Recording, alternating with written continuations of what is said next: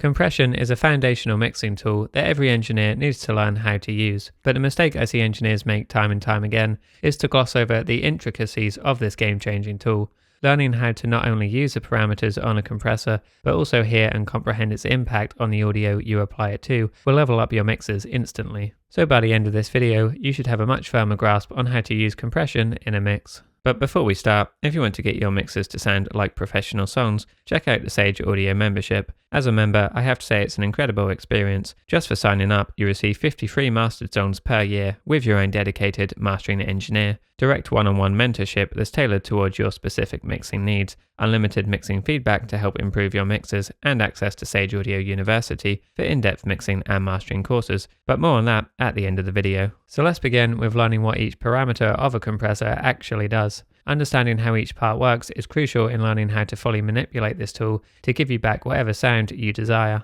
For this demonstration, I'm going to be using Pro C2 by FabFilter, as it contains common parameters you'll find on any digital compressor, but feel free to follow along using whichever stock compressor you have available in your DAW. We'll go from left to right, starting with the threshold button. This one is nice and simple to understand, as it just controls the point at which the compressor will kick in. As you can see on this handy visualizer element within the plugin itself, having it set at the point I currently do, you won't hear any compression being applied, because the audio isn't rising above my set threshold. My audio is peaking at around -12 dB currently, so I'll need to bring this down to -12 dB and below to start hearing the compression effect.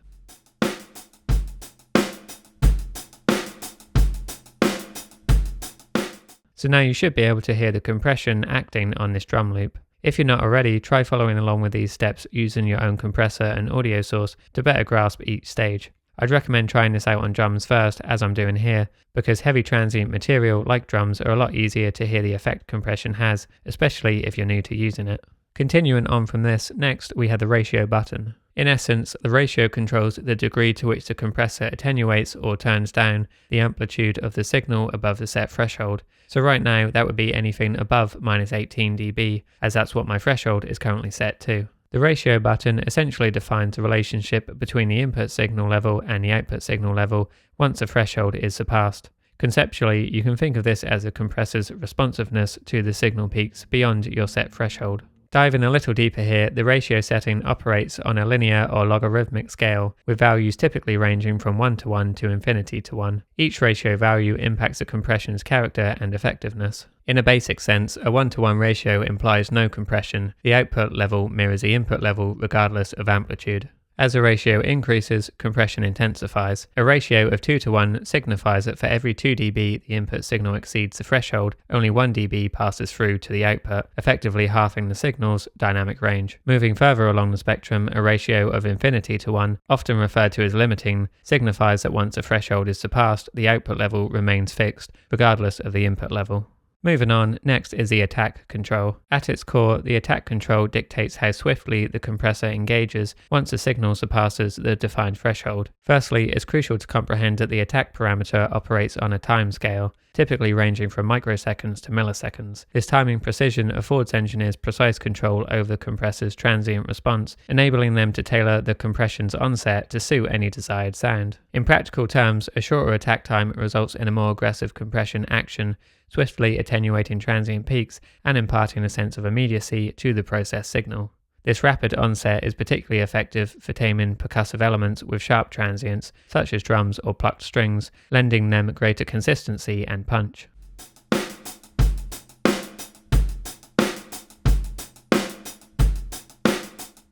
Conversely, a longer attack time introduces a gradual compression onset, allowing some initial transient peaks to pass through before the compressor fully engages. This gentler approach preserves the transient impact and natural dynamics of the signal, fostering a more transparent compression effect.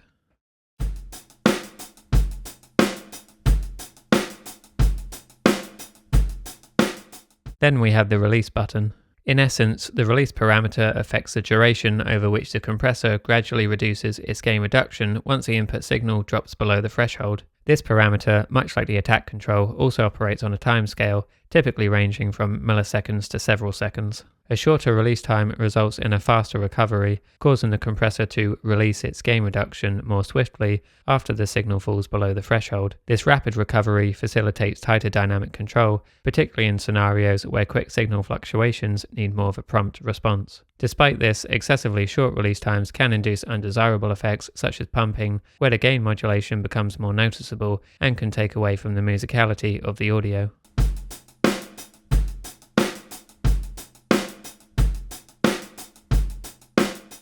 Conversely, a longer release time extends the duration over which the compressor gradually reduces its gain reduction, often leading to a smoother and more transparent compression effect. This extended release gives a more natural signal decay, allowing the compressed signal to seamlessly blend within the context of its surroundings without abrupt changes in gain. Yet, if the release time is too long, the compressor might not react quickly enough to the incoming signal, making it sound uneven in volume.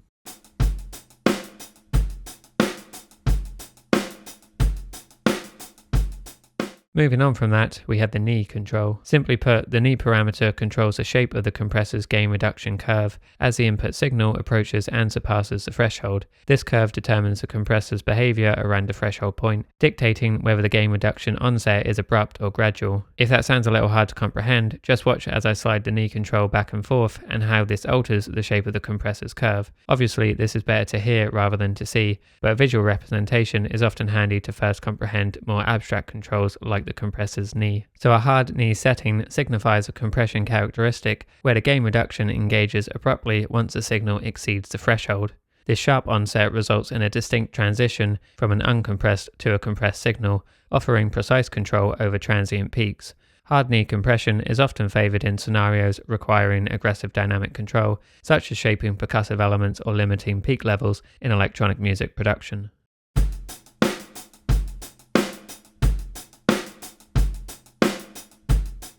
Conversely, a soft knee setting introduces a more gradual compression onset as the signal approaches the threshold. Rather than engaging abruptly, the compressor begins to subtly attenuate the signal's level before fully engaging in gain reduction. This gentler approach preserves transient integrity and offers a smoother compression effect, seamlessly blending compressed and uncompressed signal portions. Soft knee compression is particularly beneficial for maintaining musical dynamics and achieving transparent compression in genres where preserving natural expressiveness is paramount, such as jazz or classical music.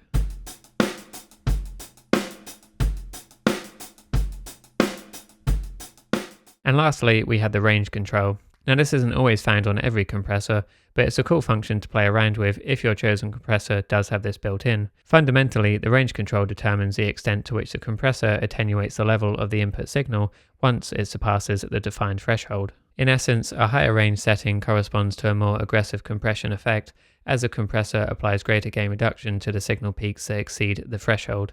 This results in a more pronounced reduction in dynamic range, effectively narrowing the gap between the loudest and quietest parts of the audio signal. So higher range settings are commonly employed in scenarios requiring tight dynamic control, such as limiting peak levels or enhancing perceived loudness.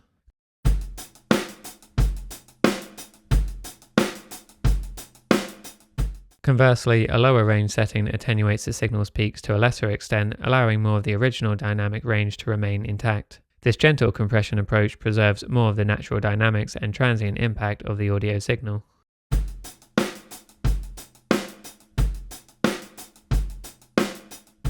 There are a few more controls on this specific compressor, but generally speaking, the threshold, ratio, attack and release are all going to be found on most compressors, whereas things like the knee and range settings are a bit more specialized.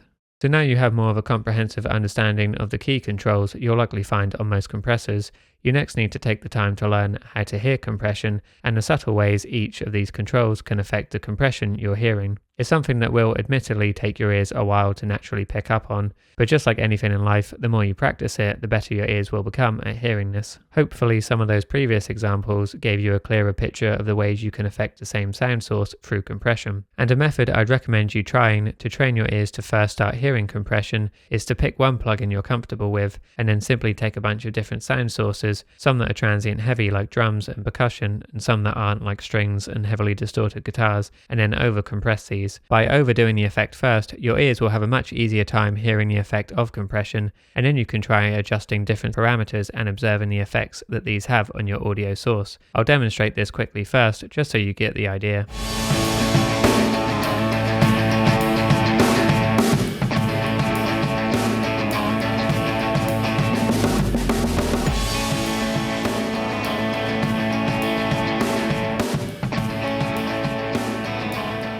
Once you're feeling comfortable with this, try setting yourself a goal each time to compress a new sound. For instance, say you load up a snare drum and you can say, I want this snare drum to sound snappier than it currently does. Then think about how you'd adjust the attack and release controls first, and the other parameters too if your compressor has them, to achieve this goal. Then once you're confident in your settings, you can lower the threshold to see if your theory was correct. So I'll do this now for you. Knowing that a really fast attack will probably compress too much of my initial transient, but too slow will probably not compress enough. I'll guess that somewhere in between these two extremes will probably work best, so maybe around 30 milliseconds on the attack. And then as I want to enhance the transient of my snare to make it sound snappier, I'll try keeping the release fairly fast, so I'll go for around 40 milliseconds here, along with a higher ratio, maybe something like 5:1. Now I'm happy with my settings in theory, I'll lower the threshold to find out if I was right.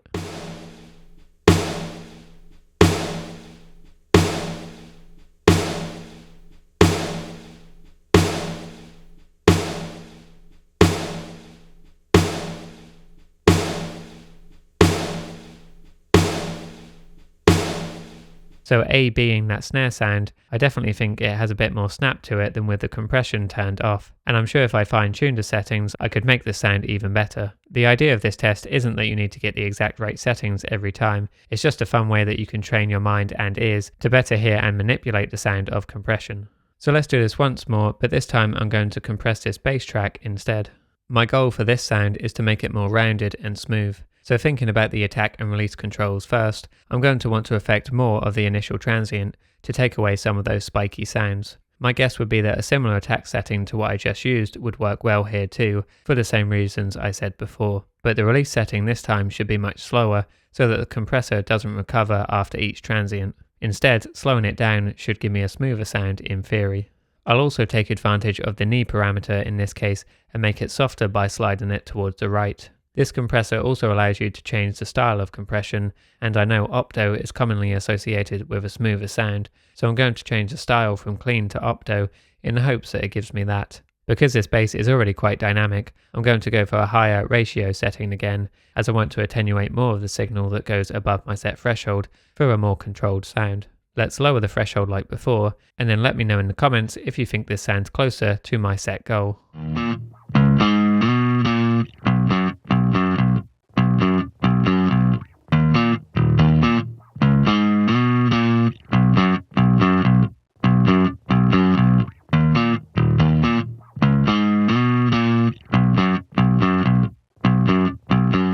As I mentioned earlier, if you want to get your mixes to sound like professional songs, check out the Sage Audio membership. As a member, I have to say it's an incredible experience. Just for signing up, you receive 50 free mastered songs per year with your own dedicated mastering engineer, direct one-to-one mentorship that's tailored towards your specific needs, unlimited mixing feedback to help improve your mixes, and access to Sage Audio University for in-depth mixing and mastering courses. Your dedicated mastering engineer will learn your sound and craft masters specific to your preferences, and you also get unlimited revisions to ensure every master sounds exactly how you want. The one-to-one mentorship gives you personalized mixing guidance tailored towards your specific needs. Get all your questions answered with fast communication and receive unlimited advanced mixing feedback and suggestions for improvement. Coupled with the one-to-one mentorship, you also get access to Sage Audio University, where you'll find their in-depth mixing and mastering courses, walkthrough sessions for multiple genres, multi-track project files for hands-on practice, and a Sage Audio certification document for completing the courses. Additionally, you'll also be able to enter their mixing and mastering competitions to win prizes while growing your skills alongside a tight-knit group of audio engineers. Inside the membership, you'll have access to the Sage Audio community, which is full of passionate producers and engineers ready to have meaningful discussions, network, and collaborate. The membership also includes over 70 gigabytes of downloadable content, including mixing and mastering chains, multi-tracks for mixing practice, recommended free plugins, recommended paid plugins, and plugin presets. Furthermore, you'll get direct access to their full catalogue of 700 plus in-depth mixing and mastering videos, specifically created to help you improve every aspect of your mixes. Every day, I see great wins in the membership from producers and engineers noticing a massive improvement in their mixers after joining. Use the link in the description today to join the Sage Audio membership with a 70% discount and start creating mixes that sound like professional songs.